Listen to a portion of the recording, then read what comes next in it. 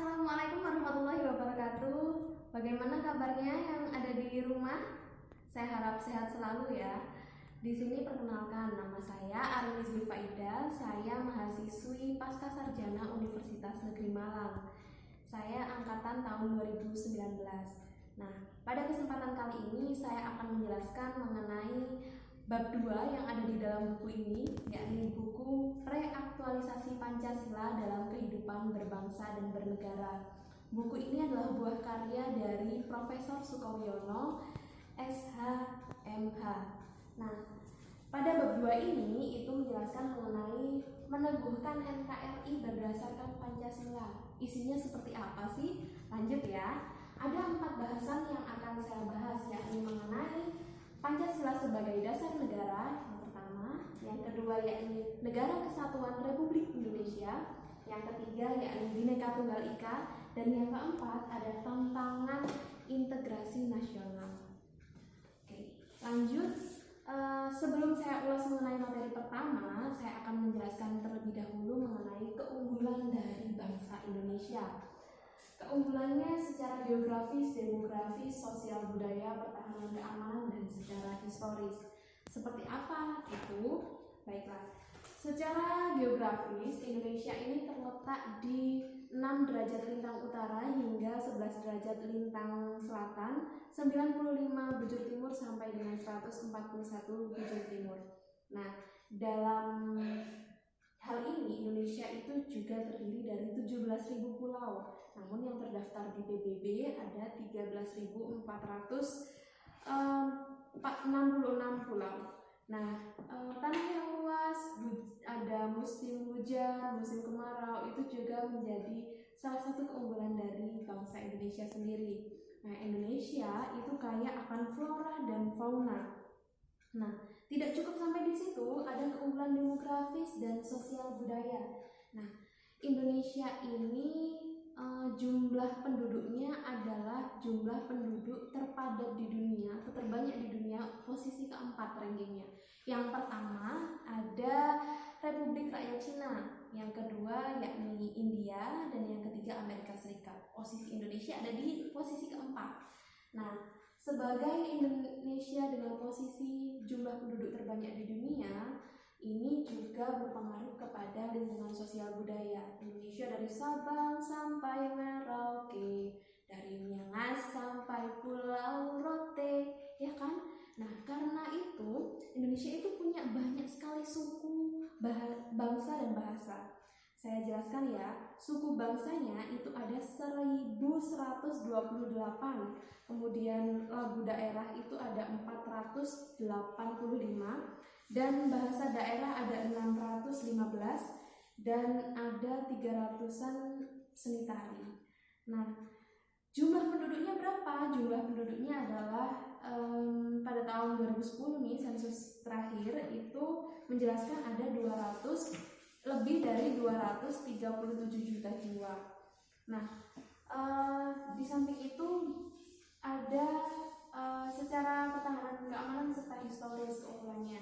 Nah, Indonesia itu dari negara yang kaya. Dulu Indonesia pernah berjaya atau zaman keemasannya pada kerajaan Sriwijaya dan Majapahit. Nah, berikutnya masuk langsung ke inti materi, yakni Pancasila sebagai dasar negara. Pancasila sebagai dasar negara itu apa sih? Saya jelaskan mengenai bahasanya terlebih dahulu ya. Panca itu artinya 5 dalam buku Sotasoma. Nah, sila itu artinya ada kaidah, asas, perilaku, seperti itu. Jadi Pancasila itu merupakan 5 dasar atau 5 asas, 5 adab, 5 fundamental yang harus dimiliki bangsa Indonesia untuk berbangsa dan bernegara. Nah, dalam buku ini, buku Reaktualisasi Pancasila ini, itu dijelaskan kedudukan Pancasila dalam kehidupan berbangsa dan bernegara itu seperti apa sih? Kedudukannya ada seperti ini dalam segitiga sudut posisi Pancasila. Pancasila itu posisinya berada di tengah-tengah dalam kehidupan bermasyarakat, berbangsa, dan bernegara. Jadi ada di semua lini kehidupan bangsa Indonesia. Nah, kemudian Nur Syam itu juga menjelaskan kedudukan penjabaran dari filsafat Pancasila, yakni filsafat yang mendasari kehidupan berbangsa dan bernegara. Kemudian posisi filsafat Pancasila yakni sebagai dasar untuk sistem hukum nasional, filsafat hukum Pancasila dan juga filsafat Pancasila dan UUD NRI tahun 1945. Jadi mendasari untuk kehidupan berbangsa dan bernegara. Berikutnya yakni ada pendapat mengenai Profesor Mahfud MD pada tahun 2011. Beliau itu mengungkapkan dalam Kongres Pancasila itu dijelaskan yakni pembentukan negara hukum. Maka Pancasila itu melahirkan kaidah penuntun perbuatan politik hukum, yakni yang pertama menjaga integrasi bangsa, yang kedua upaya membangun demokrasi dan demokrasi, yang ketiga yakni keadilan bagi seluruh rakyat Indonesia, dan yang keempat yakni toleransi beragama dan berkeberadaban.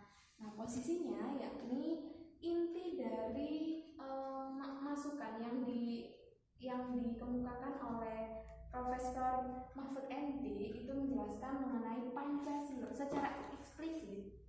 Pancasila merupakan sumber dari segala sumber hukum negara. Ini tertuang juga dalam Undang-Undang Nomor 11 Tahun 2011 tentang pembentukan peraturan perundang-undangan. Nah, masuk ke materi kedua yakni NKRI, Negara Kesatuan Republik Indonesia. Bentuk negara adalah kesatuan, kemudian bentuk pemerintahannya adalah republik dan sistem pemerintahannya adalah presidensial.